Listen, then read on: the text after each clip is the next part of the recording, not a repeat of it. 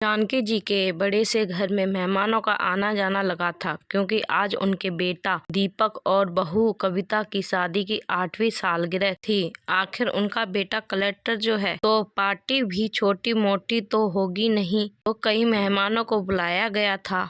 यहाँ ये भी कह सकते हैं कि उनके दोस्तों या बहू के मायके वालों को बुलाया गया था। माँ जी या उनके परिवार वालों से कोई लेना देना नहीं था।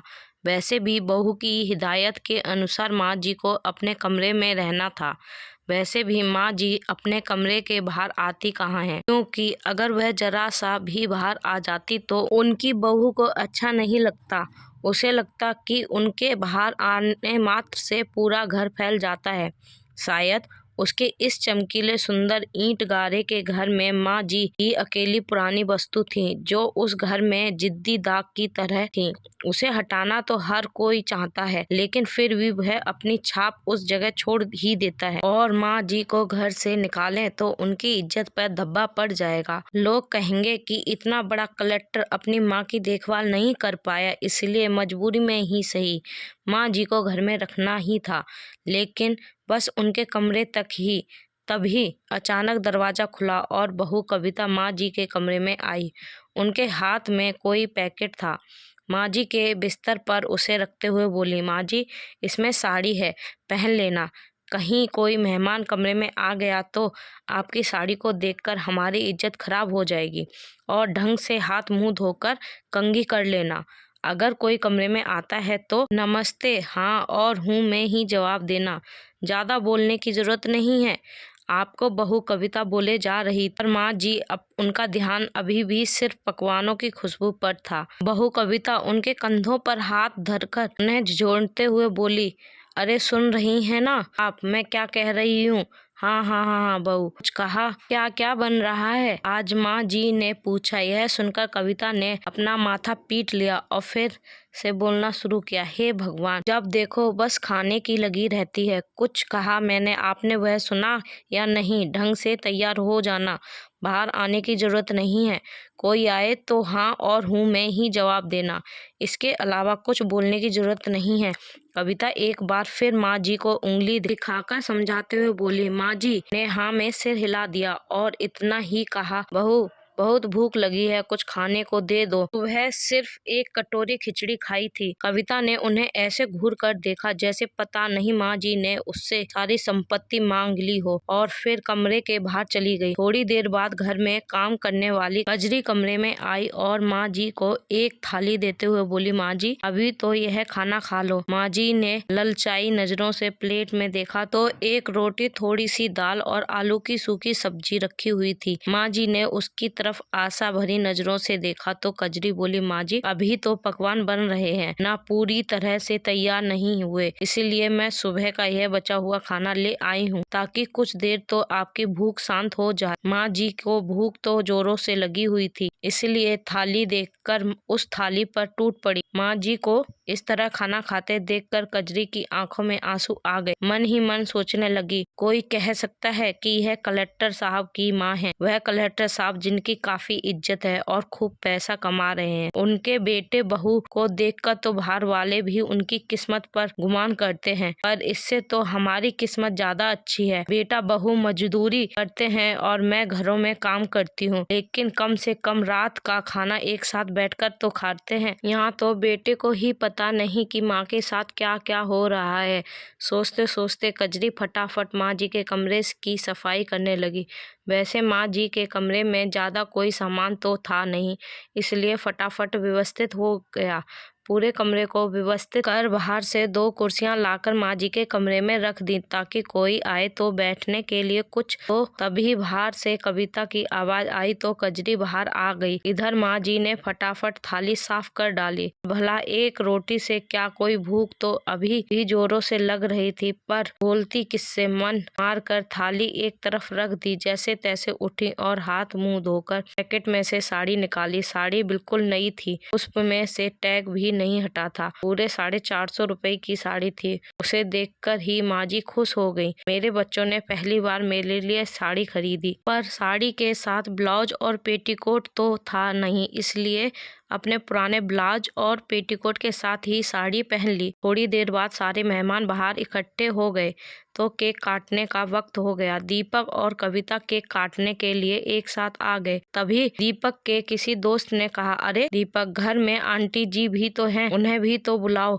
आखिर तुम्हारी जिंदगी का इतना बड़ा खुशी का दिन है तो उन्हें तो होना ही चाहिए। उसकी बात सुनकर दीपक चौंक गया। तभी कविता बात बनाते हुए बोली, अरे भैया, बात यह है कि माँ जी की तबीयत ठीक नहीं रहती, इसीलिए वह बाहर नहीं आई। उन्होंने खुद मना किया है कि मुझे परेशान मत करना, वरना हमारा तो बड़ा मन था कि उन्हें बाहर लाने का, उन्हें ही के हाथों से केक कटवाने। आखिर सबको अपनी बातों से संतुष्ट कर कविता ने दीपक के साथ मिलकर केक काटा। इधर खाने पीने में सब लोग व्यस्त हो गए। इतने में कजरी ने एक प्लेट माँ जी के लिए खाना लगाया तो कविता ने उसे डांट दिया, यह क्या कर रही हो कजरी, यह प्लेट लेकर कहाँ जा रही हो कजरी। कजरी ने छिपाते हुए कहा, मैम साहब, माँ जी को भूख लग रही होगी, उन्होंने एक रोटी ही तो खाई थी, तो एक रोटी भी काफ़ी है।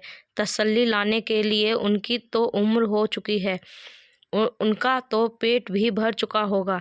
यह प्लेट छोड़ दो और जाकर तेरा काम कर, माँ जी को मैं देख लूंगी। यहाँ मेहमान सर पर खड़े हैं और तुझे माँ जी की पड़ी है, चल जा यहाँ से। आखिर मजबूरन कजरी को प्लेट वहीं रखकर अपने काम पर जाना पड़ा। कविता अपने दोस्तों के साथ बिजी हो गई। रात के 11:30 बज गए, लेकिन माँ जी को खाना तक नहीं दिया गया। अब तो माँ जी की भूख के मारे हालत खराब होने लगी थी। उनसे बिल्कुल बर्दाश्त नहीं हो रहा था। लेकिन पार्टी तो अभी भी चल रही थी। लेकिन जब बिल्कुल बर्दाश्त नहीं हुआ तो आखिर मजबूरी में ही सही वो उठकर अपने कमरे से बाहर आ गई। उन्हें देखकर दीपक का मूड खराब हो गया और वह धीरे से कविता पर बिगड़ते हुए बोला, कविता, तुमसे कहा था ना मैंने, यहाँ माँ जी बाहर क्या कर रही हैं? तुम्हें मेरी इज्जत का बिल्कुल भी ख्याल नहीं है। अंदर लेकर जाओ अभी के अभी। कविता फटाफट माँ जी के पास गई और उन्हें अंदर ढकेलते हुए बोली, माँ जी बाहर क्या कर रही हो? आपकी तबीयत खराब है ना? चलिए अंदर आराम कीजिए। लेकिन माँ जी भूख से तड़प रही थी तो सबके सामने बोल पड़ी, बहू, मुझे बहुत जोर से भूख लगी है, कुछ खाने को दे दो। उनकी बात सुनकर सब लोग हैरानी से माँ जी की तरफ देखने लगे। इतने बड़े कलेक्टर की माँ अभी तक भूखी प्यासी बैठी है, जबकि कलेक्टर साहब सबको पकवान खिला रहे हैं। कुछ लोग दबी जुबान से बात करने लगे। कविता माँ जी को अंदर जबरदस्ती खींचते हुए ले गई, जबरदस्ती उनके पलंग की तरफ ढकेलते हुए बोली, खबरदार, जो आप बाहर आई, मुझसे बुरा कोई नहीं होगा। शर्म नहीं आती अपने बेटे की इज्जत इस तरह उछालते हुए? क्या बताना चाहती हैं आप लोगों को कि हम आपको खाना नहीं देते? आपसे तो मैं बाद में बात करूंगी, पहले जो बाहर आप रायता फैलाकर आई हैं उसे समेट लूं। कहकर कविता बाहर आ गई और बाहर आकर सबके सामने ही कजरी से बोली, कजरी, जल्दी से माँ जी को एक प्लेट में खाना लगा दो। माँ जी भी ना जब से बूढ़ी हुई हैं तब से भूल जाती हैं, अभी शाम को ही तो उन्होंने खाना खाया था। कविता ने बात को घुमाने की कोशिश की। कजरी फटाफट खाना लगाकर माँ जी को देने गई तो देखा माँ जी रो रही थी। कजरी को देखते ही माँ जी बोली, देख कजरी, बहू ने कितनी जोर से धक्का मारा है मुझे, मेरे हाथ पर चोट लग गई। रोते हुए माँ जी ने अपनी चोट कजरी को दिखाई जिसमें खून बह रहा था। कजरी माँ जी के पास बैठते हुए बोली, काहे बर्दाश्त कर रही हो माँ जी? भला आपके पास क्या कमी है जो आप बेटे बहू की मोहताज हो? जानती हो कजरी, गांव में मेरे पास जमीन जायदाद सब कुछ है, चाहे तो आज अपने लिए नौकर रख सकती हूँ, लेकिन परिवार जो चाहिए ना, मैं अकेले क्या कर लूंगी? वहाँ की खेती बाड़ी से जो भी पैसा आता है वह सब तो बेटा बहू रख लेते हैं। यह दोनों अच्छे से जानते हैं कि इनके अलावा मेरा कोई नहीं है, तो आखिर मैं कहाँ जाऊंगी? इसीलिए यह लोग मेरे साथ कहते कहते माँ जी की रुलाई छूट गई। माँ जी, पति के बगैर बेटे को पढ़ाकर कलेक्टर बना सकती हो तो अपने दम पर पूरी जमीन जायदाद को संभाल सकती हो, और आप कह रही हो कि आप क्या कर सकती हो? आपके इतने बुरे दिन तो नहीं आए कि आप रोटी के लिए मोहताज हो जाओ। माँ जी, भले ही एक रोटी खाओ लेकिन स्वाभिमान की खाओ। इतने में बाहर से कविता ने कजरी को आवाज लगाई तो कजरी फटाफट कमरे से बाहर चली गई। कजरी की की बात का माँ जी के मन पर बहुत गहरा असर हुआ। काफी देर तक आंखों में आंसू लिए वह उस खाने की प्लेट को देखती रही, लेकिन जोरों की भूख लगी होने के बावजूद उन्होंने प्लेट को छुआ तक नहीं। थोड़ी देर बाद कजरी प्लेट लेने कमरे में आई तो देखा खाना ऐसे ही रखा हुआ था। कजरी ने पूछा, क्या हुआ माँ जी, आपने खाना नहीं खाया? नहीं चाहिए मुझे तिरस्कार की रोटी, इससे वापस ले जाओ। कजरी ने माँ जी को मनाने की कोशिश की, लेकिन माँ जी ने खाना नहीं खाया। तब तक बाहर पार्टी खत्म हो चुकी थी। कविता और दीपक भी कमरे में आ गए और आते ही माँ जी पर चिल्लाना शुरू कर दिया। क्या जरूरत थी आपको बाहर आने की? थोड़ा सा भी मेरी इज्जत का ख्याल नहीं था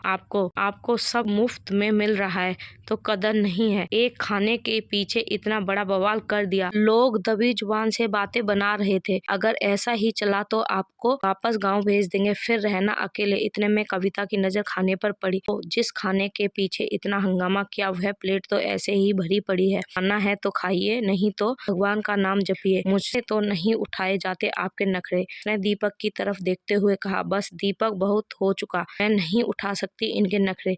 इनको वापस गाँव भेज दो। ठीक है, मैं कल ही इन्हें गाँव भेज देता हूँ। हाँ, अकेली रहेंगी तो अकल ठिकाने आ जाएगी। दीपक ने उनकी हाँ में हाँ मिलाते हुए कहा और दोनों कमरे के बाहर आ गए। दीपक ने दूसरे दिन माँ जी को गांव भेज दिया। गांव आने के बाद माँ जी ने सबसे पहले अपने वकील को बुलाकर अपनी सारी जमीन जायदाद से दीपक को बेदखल कर दिया। वसीयत के अनुसार उनके मरने के बाद सारी प्रॉपर्टी ट्रस्ट को चली जाएगी। वह ट्रस्ट जो बुजुर्गों और अनाथ बच्चों के लिए काम करती थी, साथ ही अपने बड़े से घर का आधा हिस्सा बच्चों की शिक्षा के लिए दे दिया और आधे हिस्से में खुद रहने लगी। खेतीबाड़ी के लिए नौकर आते ही थे, उसमें से एक को घर के काम के लिए रख लिया। अब माँ जी स्वाभिमान और सुकून की रोटी खाती थी। साथ ही इस बार खेतीबाड़ी से होने वाली इनकम को दीपक के पास ना भेजकर उन्होंने अपने पास ही रख लिया। जब पैसा दीपक के अकाउंट में नहीं आया तो दीपक और कविता दोनों ही गांव आ गए। आते ही देखा कि घर के आधे हिस्से में बच्चे पढ़ाई कर रहे थे, इसीलिए वह घर के दूसरे हिस्से की तरफ गए जहाँ माँ जी रहती थी और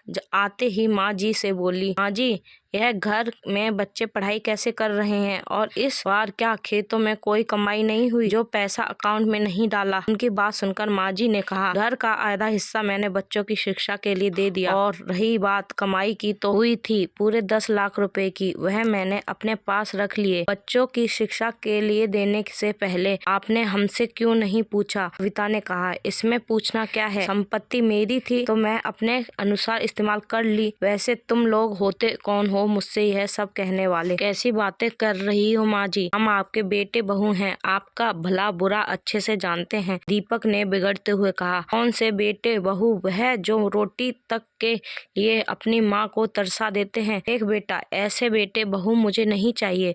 वैसे भी मैं तुम्हें प्रॉपर्टी से बेदखल कर चुकी हूँ तो अब यहाँ तुम्हारे लिए कुछ रखा नहीं है, अब यहाँ आने की जरूरत नहीं है। माँ जी, आप ऐसे कैसे कर सकती हो? बात सुनकर कविता चिल्लाते हुए बोली, मैंने तुम्हें प्रॉपर्टी से बेदखल किया है, कम से कम धक्का देकर किसी को चोट नहीं पहुँचाई। हाँ जी, जैसे तुमने मेरे साथ किया था। बहू, वैसे भी अब ना इस प्रॉपर्टी में तुम्हारा कोई हिस्सा है और ना ही मेरी जिंदगी में। रही बात मेरे मरने के बाद की, तो मेरी चिता को अग्नि देने मत आना। गांव में से कोई भी इंसान मेरी चिता को अग्नि दे देगा। कम से कम यहाँ के लोगों में इंसानियत जिंदा है। माँ जी का गुस्सा देखकर दोनों में से किसी की हिम्मत नहीं हुई कुछ कहने की। दोनों अपना मुंह लेकर वहां से रवाना हो गए। दोस्तों, कहानी अच्छी लगी हो तो लाइक करें, शेयर करें और हाँ, कमेंट करके जरूर बताएं कहानी कैसी लगी। राधे राधे।